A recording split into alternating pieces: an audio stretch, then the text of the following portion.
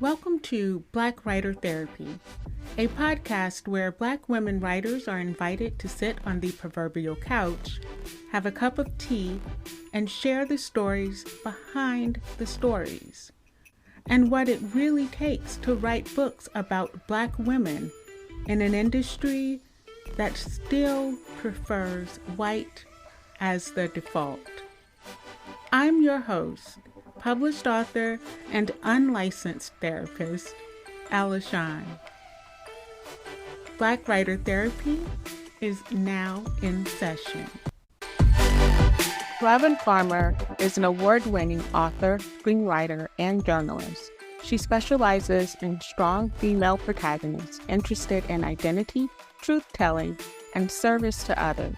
Her Catholic upbringing in Philadelphia generated guilt and stories, including her debut YA novel, Malcolm and Me, 2020.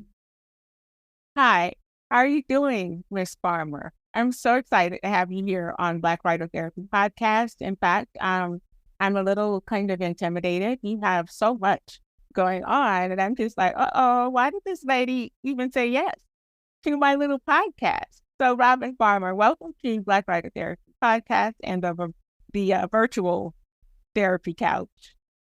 Thanks for having me, and I'm always willing to talk about mental health. And that is so good. I think writers, that's one of the things writers, especially Black women writers, tend to kind of shy away from. And I think we're the ones who would benefit the most from these conversations about, everything. So I usually like to ask my guests this question. So you're going to get the same one. How are you feeling today? I'm a little bit frazzled because I had a couple deadlines right before we sat down to talk, but also in talking about mental health, it's important for me to roller skate. And I skate on Monday nights. Because it's the armor. Roller skate? I roller skate. I took it up after 40 years of not being on skates. And so it's the only time during the week that I don't have this, right? I'm not attached to my phone. I leave it in the car and I'm in the moment. I'm listening to the music, and a lot of it, when I was a teenager, I'm trying to be cute on my skates.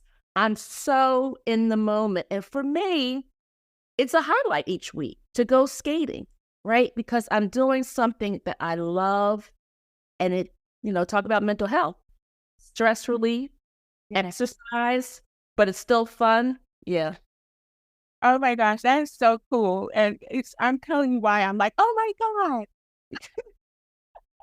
I'm in the middle of writing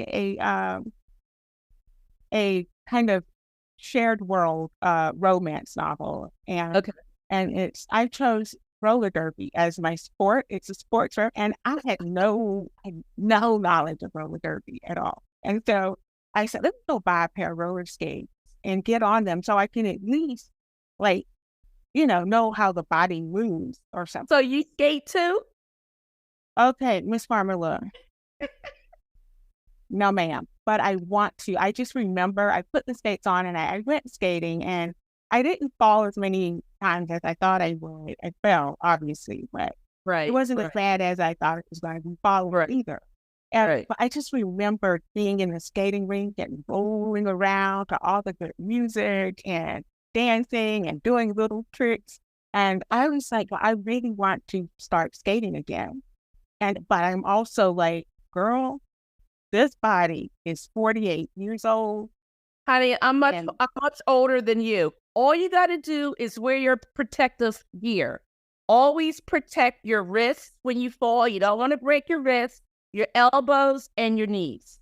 And take lessons. I take lessons too, so I can skate backwards with swagger. Do you think I could find a roller skating teacher here in South Carolina? I know we have a lot of adults. Go to the University of Google and ask.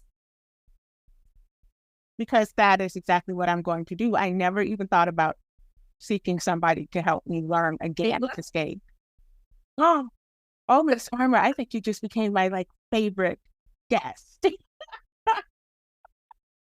Oh my gosh, I love that. How are you healing? I'm roller skate. That's what I'm doing. Wow. Okay. Well, I'm going to just I was kind of boggled. I'm not kidding. I'm looking at all of the stuff, right? Sounds like this woman is an award-winning everything. You're currently, we'll get to that later. You are an extremely accomplished woman, but you're also all over. Yeah, I've always had different interests from fencing to trying to fly gliders. But I'm at the point in life where it's like you better do it now, right? You better do it now. Yes, yes, yes. I So think that that's should why be the I just shot a movie. I directed a movie in February. We just wrapped that up. It's going to premiere in August down here. I'm looking at festivals to submit it to. And that's because I always wanted to write and direct movies. But when I graduated from Marquette, I wasn't so sure that I could make it in Hollywood. I knew I could get a job as a reporter. So I went that way. But that love for screenwriting and directing never left. wow. So that full circle moment, really.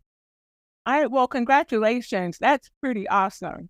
So yeah, I have a friend who actually, I don't know what kind of movies he does. I don't know what he does, honestly, but he's always at film festivals. So I hope you find the right one, and I know it'll do well because I'm just like enamored with your writing. Yeah. I can't fangirl yet, but just know I will. Okay, then don't laugh at me when I do. Um, we're getting ready to go into the first segment of the show, and that is intentional writing. Intentional writing, as I like to think about it, is the healing process, right? The writing that heals. And I don't know that we think about the writing that we're doing as kind of cathartic and healing for other people. I know for the most part, we understand the cathartic nature of it for ourselves, but I don't know that we get it for that it heals other folk as well. So that's kind of where I want to go to. So in the intake form, I said, "What's the most cathartic book you've ever written?" And you said, "Malcolm and Me." My book baby, my debut. It's about a lot of things because like corn syrup, I touch a lot of different. It's everything, right? The umbrella of that book is adult hypocrisy. But honey, you can fit everything under adult hypocrisy, which is why I write about racism and religious wrangling and dysfunctional families and political corruption, because it all goes under that. But to answer your question, writing that book helped me heal what happened to me when I was 11 years old. And that's how the book starts. It's an incident that shaped the trajectory of my life. Right. And it's not a coincidence that I grew up to be a journalist, right? To try to dig out the truth and scrutinize powerful people. It's all related to what happened in that classroom. But also, what happened in that classroom shaped my, what I call heart themes, everything I write about. It's about young women, 11, 12, 13, 14, 15, trying to discover their voice, their truth. And when they do, they use it to amplify, to become advocates for marginalized people. And so what happened in that classroom, that, and this is a true story, only in the book, she's 13. In real life, I was 11. And I was in 6th grade. And sister asked the class, why did Thomas Jefferson sign the Declaration of Independence? And at the time, he owned slaves. Yes, Robin, because he was a hypocrite.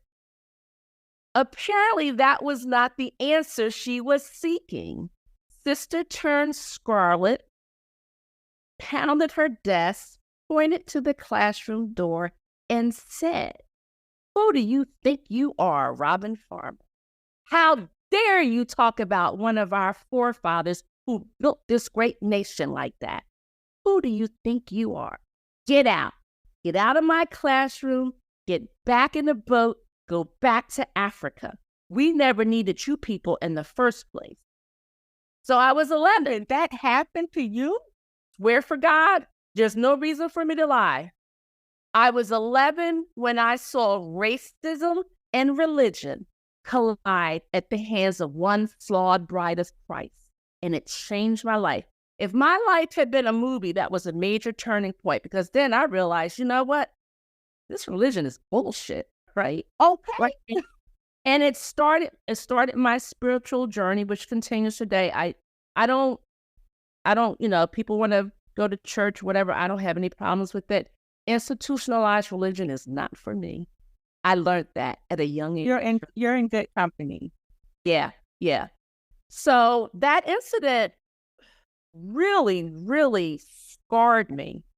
And see, I was a teenager in the 70s, and back then, I was born in 74, and I just, look, we didn't have this, so we got away with murder. But anyway, it scarred me for a couple of reasons. One, I didn't talk about it. I just pushed it way, way down. I was traumatized. And I, in the book, she has both parents. In real life, my mom had already divorced my father, and she was working and she was doing the best she could. She had no idea how deeply this scarred me. My friends knew not to even talk about it, right? We just didn't talk about it. But what happened is 3 years after that, we used to have this magazine called Right On Magazine. It was everything, right? Michael Jackson, Diana Ross, anybody who was anybody. Well, anyway, they had this contest. It was the first Black awareness essay contest. And I entered and I wrote about this fight and, the lessons I learned, and I won. Not only did I win, but they put my picture in the paper, in a magazine, right? National magazine, right? But it would be 26 more years before I would write about it again. And that's when I was applying for a journalism fellowship at the University of Michigan. And they wanted us to, say something about growing up. And a friend who knew the story said, why don't you write about the thing, the fights with your nuns that you had? That's important because when you get a fellowship like that, they open up the university to you. And you don't have to do any work. You have to sign a contract that you won't work for money and stuff. And so it's just time to think and reflect. Well, I took a screenwriting course. And so during this year of, just drinking sherry and traveling and stuff, I started thinking about that incident and what it meant to me and how it shaped me. And I realized I was still angry. I was still very, very angry at sister, right? So I tell you that because from that year, I decided to write a screenplay about that incident. I called it Angel Dressed in Black. I actually got it to Keke Palmer's agent. This was years ago. This was when Keke was in Akilah and the Bee. Oh, my. And I said to my husband, she could play me, right? Uh-huh. Yeah, and I'm looking at you when you said Keke. I was like, yes, she can do you right now. You go and write your new screenplay. So I got the screenplay to the agent. It took them 6 months to say it wasn't right for Keke. In all honesty, it wasn't very good. But I also learned another lesson. You better have something else to show. That's all I had, right? So anyway, I said, well, if I can't sell my screenplay, I'm going to write a book. I used to put the pro in procrastination. So it took a long time to write the book, right? So I worked on the book for some years. And what happened with the book is that in 2015, we had a house fire. And as I'm sitting outside watching my house burn, I'm sure I was in shock, but at some point I said, well, at least I'm alive to write my book. And that lit another fire in me. And that's when I got serious about the book. That was 2015. In 2016, I got my first residency.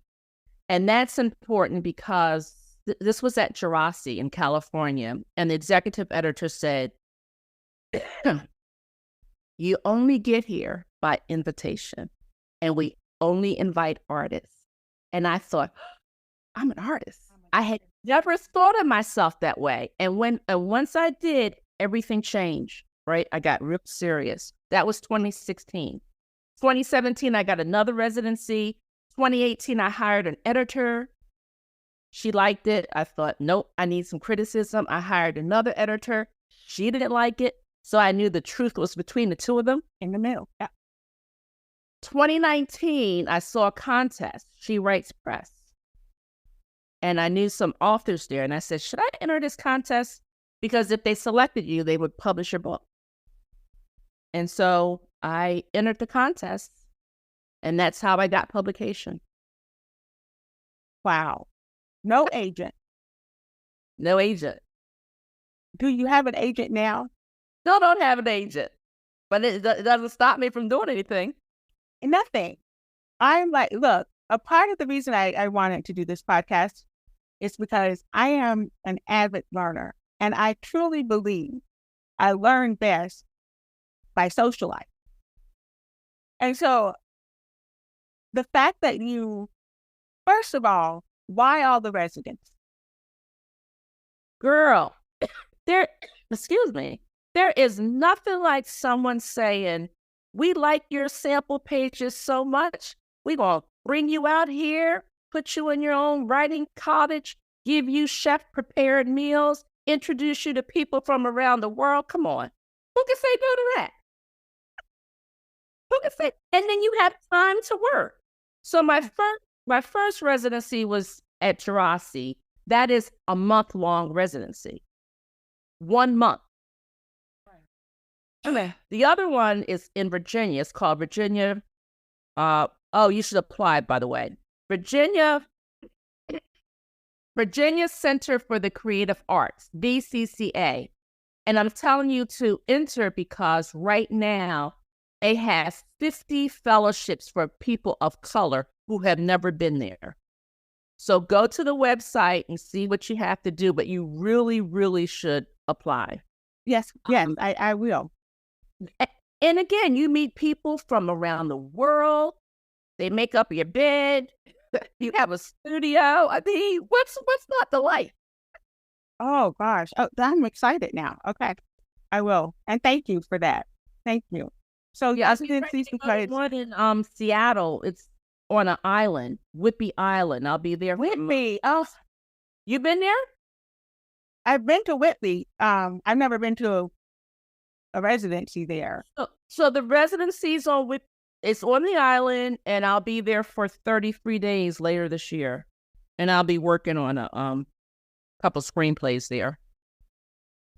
I'm like, that seems like the way to go as a writer, to get the residencies, and then you have time to work, and you don't have to worry about anything else. You have an excuse. I can't do that. I'll be away. And so my excuse when I go to Whidbey is, you know what? I think the internet's down. We won't be able to meet. I love it. I absolutely love that. So that here, lesson number 1, residencies. Get them. You can't hit if you don't play. You have to apply. You have to apply. Okay. All right. Well, Ms. Palmer, we can end this right here. I think you've all schooled us quite a bit. But no, we can't. We can't do that. So I have notes out the wazoo from this book. And I'm not going to lie to you when I tell you I have only gotten to chapter 24. And normally by this time, I'm completely done with the book. So let me apologize. I think some more good stuff coming. See, and that's why I'm like, I'd like to talk about all that stuff. But now we can't. Like, I don't want you to tell me it because... Yes, it's another surprise coming. Okay. Oh, why did you say that? Sorry. It would be rude of me to sit here and read while we're talking. First and foremost, can I please just say, I don't think I've ever read YA written like this before. And I'm not a YA kind of person either, right? Like I don't read YA often. I have never read YA written like this before. I want to read this. I need to finish this book. It isn't okay. I don't know how to say this because it's going to come out crazy. I know you write this for that age group and it's appropriate for that age group. And you also somehow seem to write it for my 48-year-old brain because there are like allusions in here. And I'm like, kids ain't gonna know what you're talking about. But I'm like, oh, yes, because I didn't. And there's some like, oh, I absolutely love the way you write. You don't use words. You don't use words like they're just everything. You're very particular and concise. It's like I'm frugal with my words. It's what I feel like. And every word means so much. I'm just in love with it. If all YA was like this, I think the kids would be better readers and they would certainly be better thinkers. I think the word choice and the brevity comes from my screenwriting background. Because when you write a screenplay, every page equals 1 minute. So you better be real frugal with that real estate, right? Wow. So it's a combination of reasons why it's so concise like that. That's also cool. And the journalism. And the journalism background. Yeah. All of it comes together, I think. Yeah. But it's so beautiful because it's not stale, right? And it's not like, it's not just information, or it doesn't feel like da-da-da-da-da-da. It's just, you have a beautiful cadence to your writing. Thank you. It's lovely, and it's lovely to read. Thank you. But also, you said something interesting about it. You can relate to it. And I think it's because I try to be a very emotional writer. And that's the one thing we're all fluent in. We all know what it's like to be angry, mad, joyful, right? Those emotions, that's the bridge. Yeah, I think that's it. Before I get to some pieces that I want to ask you about, have you like talked to a group of kids who read your books? And if so, like, what is that response? And how do they like communicate their like, dislike, whatever about?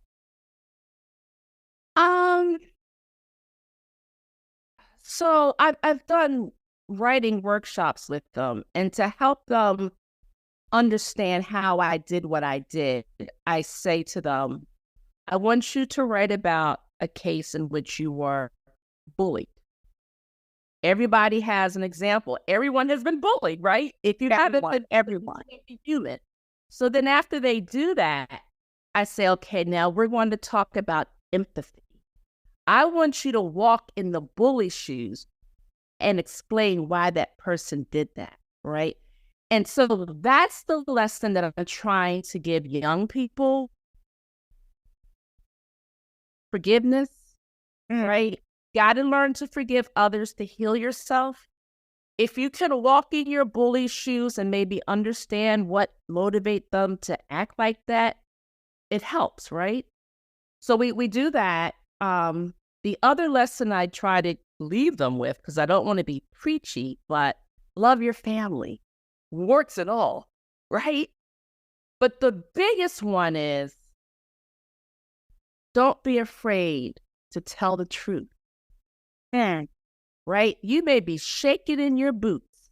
Critical thinking matters. Lies matter. Truth matters. Especially now when we're grown up at a time when there's something called alternative facts. What? We don't even know what the truth is anymore. Okay? So we talk about all those things, and I think they get it. They get it. Yeah. And then the book. I really want to know. How are they responding to the book? Well, I talked to one class virtually in DC, and I can't even remember the questions they asked me, but this is what I remember. They said, "Are you writing a sequel?" And I said, yes. And the entire media center went into applause. That's what I remember. And that's all you need to remember. And I'm so happy that this is being taught in school. Like, I was going to ask you, like, is it being taught anywhere? Because you have a whole history lesson. I don't know how many schools have it, but there's a professor, she wrote me, somewhere in Texas. She uses it in her college course on, I don't know if it's history or if it's how to write. I don't know, but I know some people have written to me and said they use it, but I don't know how widespread that is. Yeah. Well, I'm a former high school teacher. Okay. English and literature. And I used to work with the kids who were really, really low. And they come in with like all the hurts that you couldn't see and some of the hurts that you could see. And that was my wheelhouse. I absolutely loved working with those kids. And even though your book is YA and they would have been freshmen at 14, that's still YA, I think. And this book right here would have been so perfect, especially for some of my girls. If they would have really seen themselves in Roberta and they would have found solace with her and solidarity. And the history, just like you slide it in there, she's feeling better since she's not wearing her girdles anymore. Burn the bras. It's 1973. A little bit of women's lib there, right? Yeah. And it's like, oh, you're going to this liver stuff, the livers. Yeah, you got to make it smooth, right? Yeah, it was just all of the nuanced ways in which you put in a very turbulent social situation. Like, you see the world. Look, I'm trying to find this one that I was like, wait, the bus ride. Oh.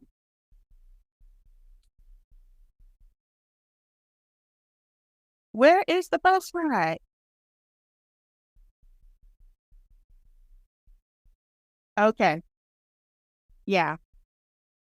When she's talking to Miss Peaches.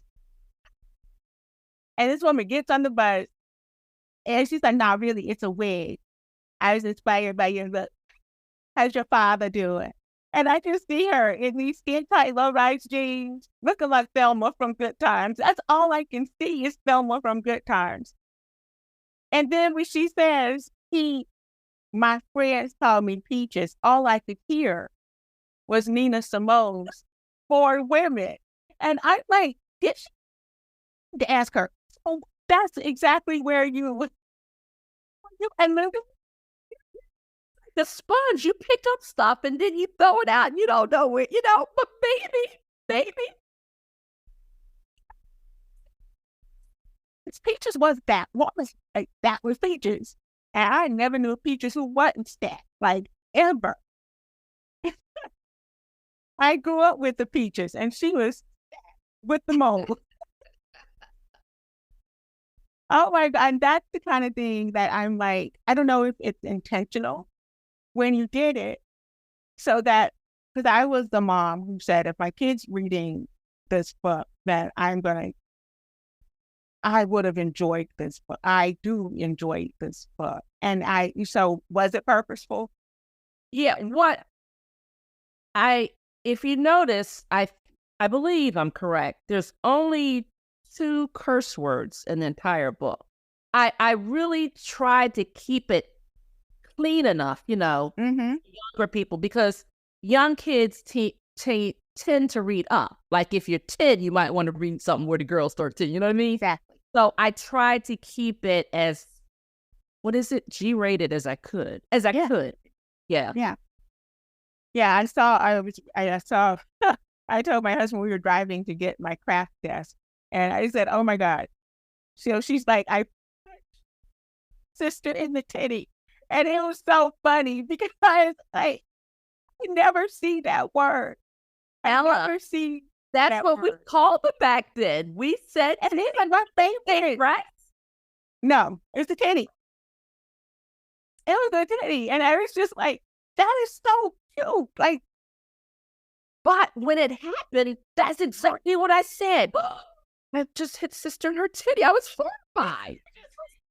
It was the bluntness, right? I was like, oh my God, I'm going to hell. Oh my God. Oh, let's talk about this Catholic guilt that we see ravishing her in this book, ravishing Roberta. Again, the way you show and not tell. You're like queen showing. I'm the queen of showing. Screenwriting, cinematic. Tell me without telling me. Show me without telling me. I need to take a screenwriting class. You should. Or you need to develop a screenwriting workshop for fiction novels. Yeah, we're talking about it. I run this screenwriting here. We're talking about doing that because we own that space. We've been meeting for 33 years. Yeah, we are going to do that. I'll let you know when we do it. Thank you. Yeah. If you need a tester, I'm your girl, because I think that has a lot to do with like the beauty of your writing. It's so clean. It is so clean. And I'm just like immersed. I'm just right in this classroom. And when this woman hauled off and slapped, listen, I was like, what the hell? She did not just do that. And my husband's looking at me like, what are you talking about? I'm reading. And then she did it. I was like, okay. In real life, she hit me 3 times. But an editor said, you're going to lose sympathy for Roberta if you have Roberta hit her twice. So I condensed it to twice, but in real life, it was 3 times. That's insane. Yeah. But back then, teachers would, punish. They would hit kids without thinking twice. I mean, that's when I was in elementary school. Yeah. Like corporal punishment was still a thing. Teachers could sit by and wrap the ruler on your knuckles or pinch you. And it was, it was what it was. But even after all of that, it's Roberta who was left with the guilt. And I'm assuming, which I know I shouldn't assume because I know what it does, but I'm making a leap here that is what you felt too, and that you felt guilt as a result of. I felt immense guilt because I wasn't raised to hit adults. I hate to stop right here, but we got to pay the bills. We'll be back after this message. 27%. Any guesses what that number means? Is it the number of people in the US that listen to podcasts? Actually, that number is 24%. Well, in 2017. That number has increased exponentially up to 64% in March of 2023. Podcasting continues to be on the rise. It is the place to be. Only 27% of podcasts are hosted by women. Only 27%. Are you as shocked as I was? Just think of all the voices we are missing. Is your voice one of those? Is there a topic you keep thinking about? A message needs to be shared? Guests you want to interview? Or maybe you're an entrepreneur and that you want to help others get to know you better. I know what you do. Podcasting is the way to do it. This is why I founded Authentic Connections Network. A podcast network that is so much more than you'd imagine. We take the tech and stress out of podcasting. We give you the power of a network, the power of community, of education around podcasting, of coaching, individualized supports, and all the other incredible women breaking through and changing the landscape of podcasting. Isn't it time you realize your dream? We believe strongly in our creators. We believe in Ella Shawn and in Black Writers Therapy. There are conversations that need to happen, stories that need to be told. Authentic Connection Network is the place for them. Follow us on Instagram at 37by27. Comment the word amplify on any of our posts, or DM it if that feels better to you. I want to learn more about you and your goals, and how maybe you could be part of Authentic Connections.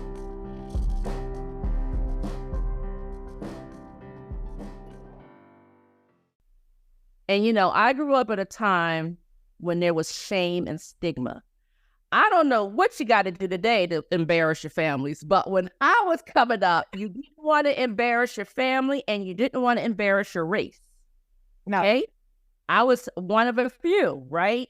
So all of that was weighing on me, right? I acted like, someone I shouldn't have. Mm-hmm. So yeah, it was a great deal of shame. And how it manifested itself, I think, I saw an adult do something to me and walk away, no repercussions, never apologize, right? How that twisted up inside me is that I found it very easy, A, not to forgive people, and B, to walk away from people. To walk away from folks. Yep. And it took me a long time to work that out, and writing the book helped me realize what I was doing. Yeah. I had to stop it. That's where that healing comes in. I love that for you. I love that because so many of the childhood hurts that manifest in our adult life, we have absolutely no idea where it came from or how it looked. And it's just showing up as this thing that has always been a way for protecting us. I call those thorns. We have our thorns and they're there to protect us, right? So we don't know how they got there. We don't know what grew them. And so, yeah, I think going back and being able to connect everything to that moment, that moment. It all made sense to me. Look, wounded kids grow up to be wounded adults. Yeah. You've got to heal, right? You got to heal. So you stop hurting others with it. Exactly.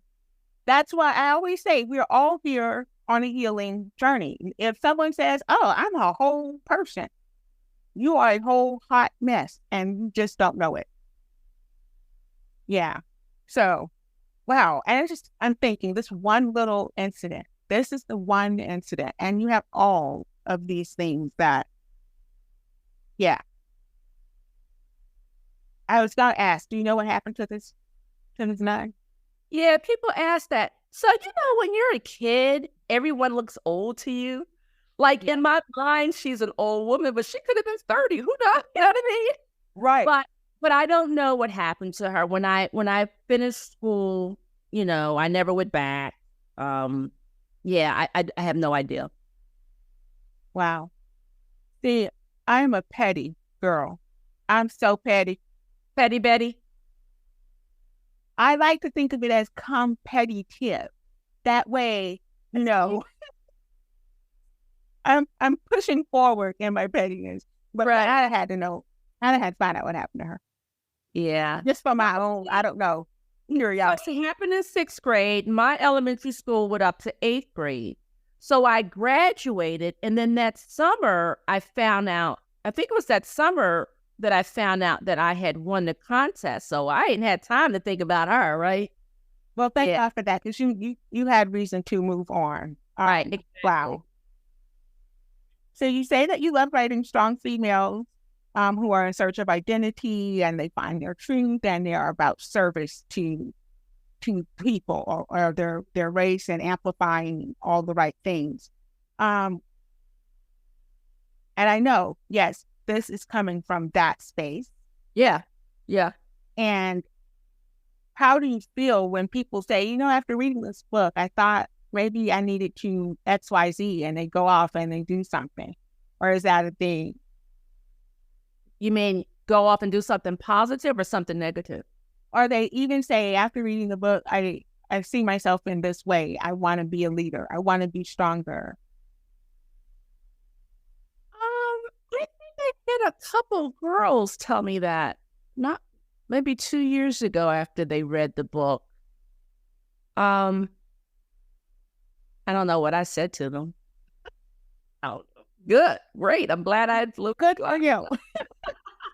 I think because so many of the young girls are idolizing actors and dancers and all these and like housewives and Kardashians, right? Yep. And so I don't know that most YA writers are thinking, hey, this protagonist could really be some child's like, I want to be like this person.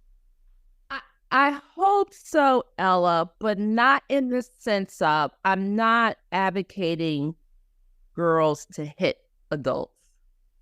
Although I think in this case it was more self-defense, but that area is a little dicey because, you know, I hit a nun.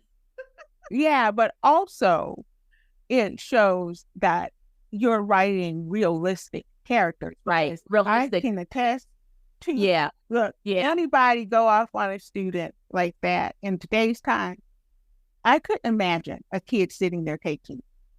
Yeah, you're right. I guess I was ahead of my time. But that reminds me, a young girl did recommend my book after she read it to her English teacher for a good example of realistic fiction. She did. There you go. She just wrote me that. Yeah. Yeah. And so I think I often talk about like how Black women, when we write our healing into the book, and it's like osmosis when readers get it. And a lot of times readers may not even know that they have these areas of hurt that need to be healed. But through reading, like, you know, your words, they're like, wait, that's like, ooh, that just opened up something in me. And even though I know when I'm writing, that's it, I'm writing. But it's not like, oh, I want this to happen. And yet, but this is why this is fiction, because in real life, I didn't heal that quickly. no. So I had to make the lessons that I learned quicker. Roberta is a whole lot smarter than I was, right? Because she learned key things rather quickly. But I wanted to leave that with the young people. Yes. Those are the lessons for you to learn. That's why I did. And that's how I think that's the only way you could do that, right? Because fiction gives you that license to say, this happened on this day, and then a month later, it was this way. And that's like what we wanted to happen, right? Yeah. But yeah, in reality, no, that's not how the cookie crumbles at all. But still allowing people to resonate with that type of hurt that maybe they didn't think. I had something like that, and maybe that's what this is, this feeling all the time when I'm blah, blah, blah. And so I know your word choice is very important to you. How about the tone and the mood? Because really, like, the whole thing works, okay? Like, it just works. And so are you very conscientious about the tone you're setting with? Yeah, because look, even though this is a girl's journey, right, through this horrible thing that happened to her, nobody's going to read 270 pages of a pity party. Besides, teenagers are trapeze artists in the mood department. They're up, they're down, they're crazy. And so I had to embrace that, right? Yeah. Roberta's a funny girl. So yeah, there's moments of tragedy, but there's also moments, she's a funny kid. And I think sense of humor helps her too, right? Mm-hmm. Coping tool. So the tone for me had to really echo a typical 13-year-old.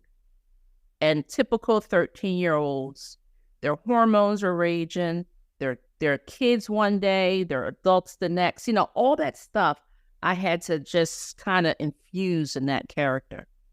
And you did. You did. It's really, I almost had like, the PTSD moment from my girls. I have 3 daughters, and going through 13 3 times with girls. Yeah, Roberta hit the nail on the head. She really did. But then it's like, and then the way she was with her brother, I love that. Because I saw that with my girls. She could be kind of rough and tough with them, but don't let nobody else touch her sisters. The other thing that was interesting about this book, and I didn't know I was doing this. Initially, Roberta thinks the world of 2 men, Daddy and Malcolm.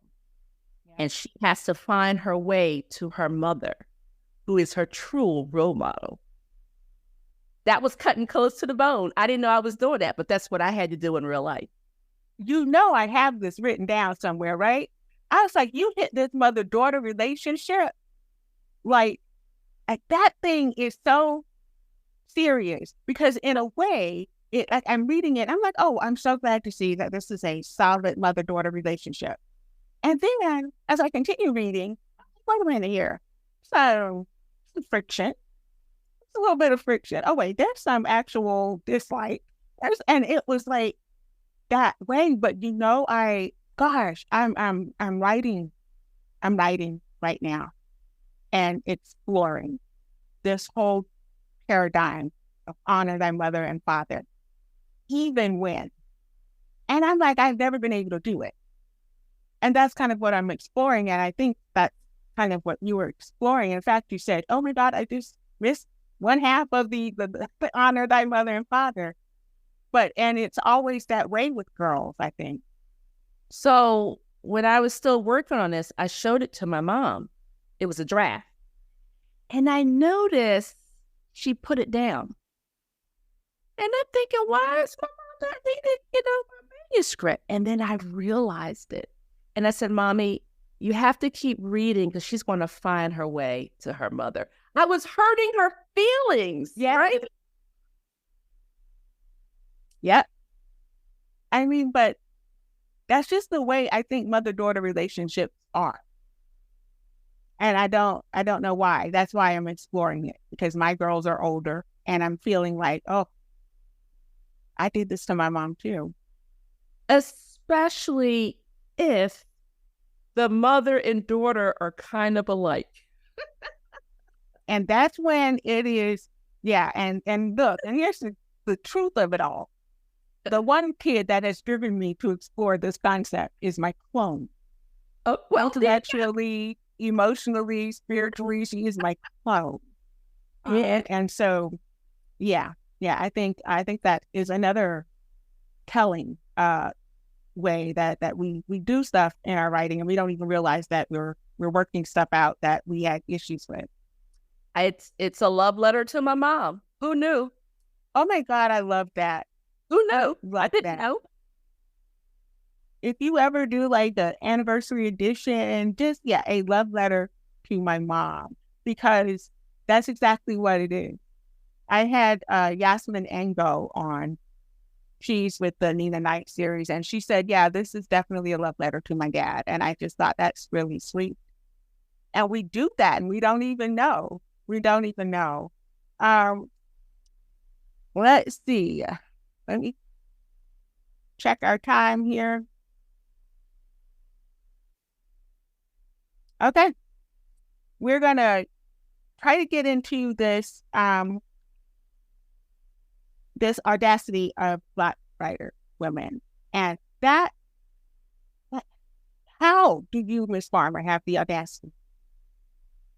Audacity? You go into a publishing company and say, hey, I'm going to enter this contest and we're going to publish my book. And they do. You've been entering contests for a long time and winning. You have the audacity to do whatever you want to do. And because none of these spaces are particularly friendly and held for Black women. And yet, here you are. I tell my friends, and I'm kind of not joking when I say this, I move through the world like a white man. Stop, because I know exactly where you're going. But please share with the listening audience. I move because you know how they feel like they should be wherever, and they feel like they're the smartest person at the table. So I just act like them. In all honesty, Robin, that is the greatest piece of advice I have ever heard. Move through the world like a white man.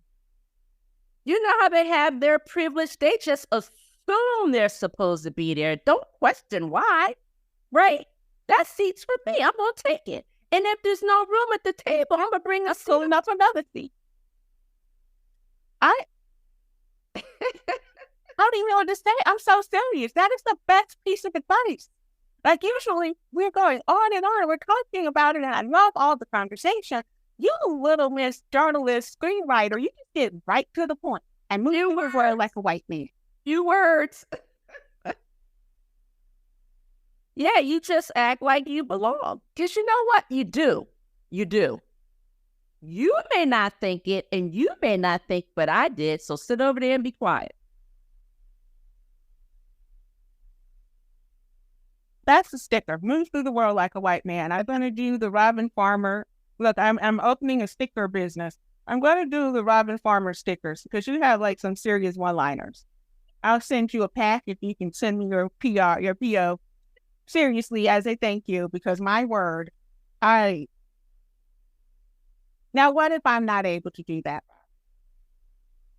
You can fake it till you make it.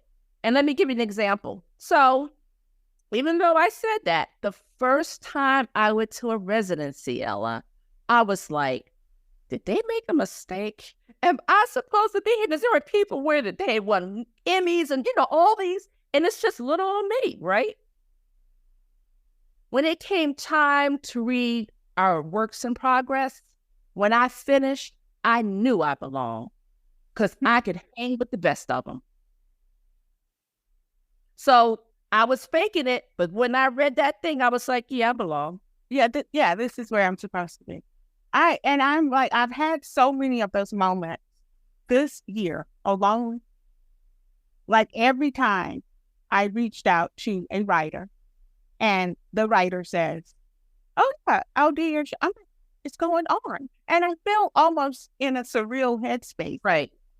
I dreamed about this. Right. What is like happening? It's not a mistake. You're supposed to do that. And so, but I hear what you're saying. There are moments when you feel that imposter syndrome, but honey, you just got to sit there and breathe and just bring all your acting skills. Because that moment will pass. It'll pass.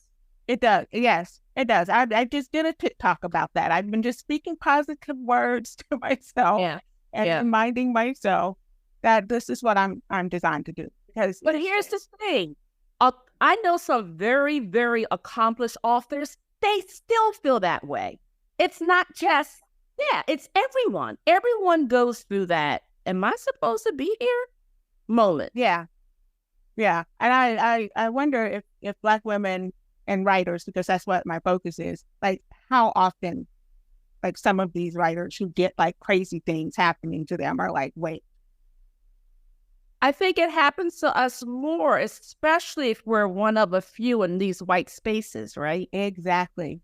I think for the Black women writers who are like up there, I think that's actually like more of a problem, the imposter syndrome and the doubting of one's ability. And so, that's concerning. That's really concerning. But I will tell you, if you apply to VCCA and you get in, and I'm pretty sure you will, you don't have to read your work, but I encourage you to do so. I enjoy reading my work. But they need to hear you. You know what I'm saying? They need to hear it. Yeah. I'm definitely going to do that. And in this short little time, you've given so much. And I don't we have to play the game. Okay. 6 minutes. Okay. Here's the game. I'm going to give you a word. All right. And you're going to tell me an anecdotal story. And we're going to end it with a hashtag. Bookish. Black. Oh. Yeah. Right. And wild black. Yeah, and then hashtag writers like. Writing while Black. Okay. Do you have your 3 hashtags? Uh-huh. Okay. Yep.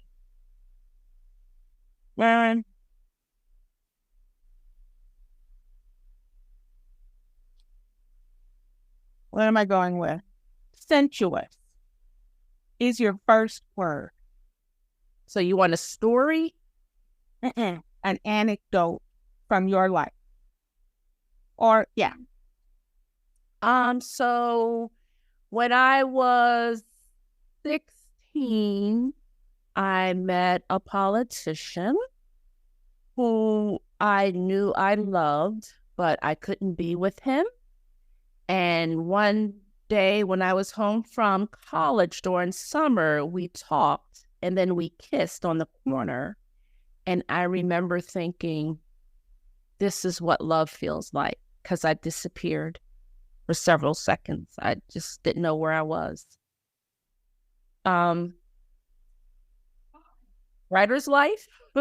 Hashtag? Girl, that's a Janie moment from Janie moment. You just wrote Nora. Oh my goodness. Shared that story, but it's absolutely true. And he said, you're going to ruin my career or something like that, because we kissed for so long. Oh my God. Okay, look, let me shut my mouth. Sweet. Your second word, trailblazer.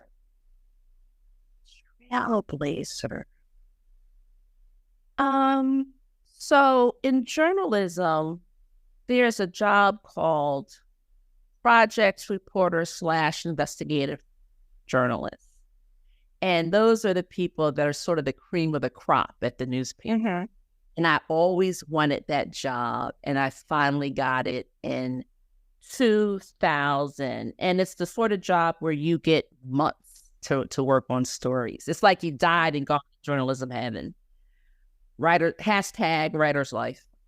God, that is so cool. Now, I think about journalism, and that's the journalism that I hold in the highest esteem. Really, to be honest, because the stories that you guys break, it's like, oh, wow. Changed lives. Did you break big stories? I did. Oh, shoot, I only have an hour. Why are you doing this to me? I'm going to have you back on. Reality check. Reality check. Oh, this is a good one.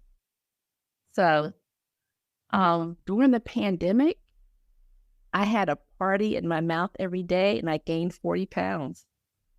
Hashtag writer's life. That was it.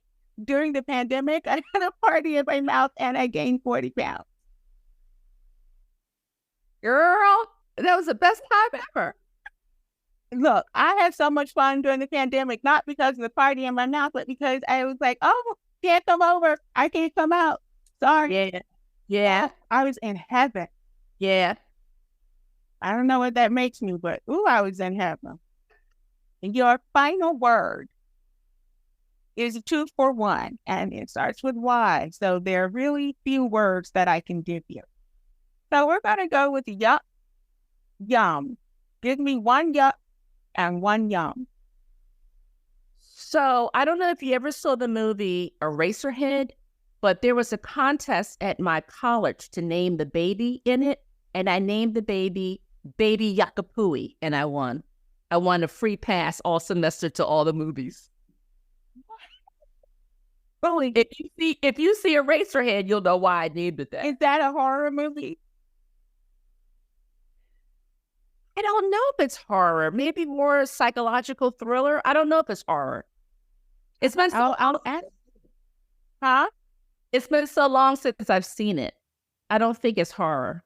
Yeah, I've never seen it, but I'm going to ask my daughter because she looks at all the movies. Right. And you're yum? Yum. Okay, that's easy. So I came to Richmond in 1987. Thought I would be here a year or two, go back to Philadelphia. But I met the man who I would marry. And so if I had to come to Richmond to find him, that's fine. That's my yum. We've been together 30 years. That's my yum. And I guess it's hashtag writer's life. Okay. You have such a great life, such an interesting life. I think because you accept all of it and you're making your peace with all of it, hashtag writer's life works. So if you can tell the listening audience, no, not that yet, because I have to give you your homework. Now, I asked on the intake form, who would you recommend sit on my couch for the next podcast session? Do you remember who you gave me? Did I give you someone's name? Yeah. Let me think. Who did I say? Because Stacy recommended me. Did I recommend Christina Hamlet? No, you recommended Leanne Francis Sharma. Lauren. She wrote. Lauren. Yeah, she wrote Till the Well Runs Dry. Honey, that is such a good book. It's fabulous. And her second book is, oh gosh, The Little Axe. Oh God, forgive me. It's got something to do with an axe. It's a Western. A Western. I've not read a Western in forever. Yeah, it's a Western. She wrote a Western. She wrote, yeah, a reimagined Western. Yeah, Lauren is pretty deep. I met her at wasn't a fellowship, it was a 10-day retreat where you can't apply. They invite 10 people for 10 days. That's how I met Lauren. So thank you so much for agreeing to be on the show. And I, again, am looking forward to whatever it is you put out. And if I can ever do or be anything for you, please don't hesitate to contact me. All right. Thank you so much. And I will circle back when we do that screenwriting program. Yeah, because I think that's going to be the best thing since sliced bread. Yeah, because a lot of novelists are trying to transfer to that medium. You already have the storytelling skills. You just need to learn the techniques and the tips. Yeah. Yeah. I think so. Well, let me know. Okay. All right. Bye-bye, Miss Barbara. Bye-bye. Bye.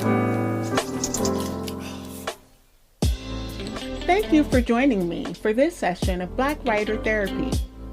Be sure to follow and leave a review wherever you listen to your favorite podcast. And keep the conversations going on Instagram using our hashtag Black Writer Therapy. I'm your host and unlicensed therapist, Ella Shawn, reminding you to be kindest to yourself first, always and in all ways. See you guys next week. Bye.